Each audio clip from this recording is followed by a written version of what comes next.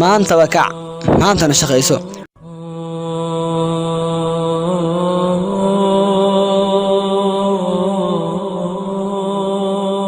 runtii way adag tahay in aad ku guuleysato ama in aan ku guuleysano qorshaheena haddii aadan lahayn hadaf dheer iyo go'aan adag. go'aankaasi oo ka adag birta. xusuusnow dhammaadka maalintaada in aad tahay qof hadaf iyo himilo sare leh. maalmuhu way socdaan, sidoo kale waqtigana istaagi maayo si walba ay wax u dhacaan. isticmaal awooddaada oo noqo mid meelo badan ka soo saara noloshiisa. maanta waxaad samayso ayaad beri ahaan. fikir maalintaada oo fikir wanaagsan.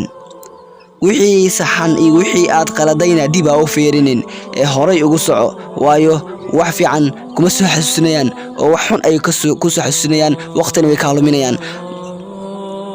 haddii aadan waxba qabsan oo aadan hadeertaan darbiyada madax ku garaacin intaad dhalinyaro tahay, ogow ama waxaad la socotaa markii aad gigowdo ama markii aad duqowdo inaad darbiyada madax ku garaac doontid.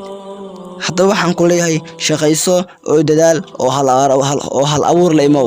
asalaamu calaykum waraxmatullahi tacaala wabarakaatu.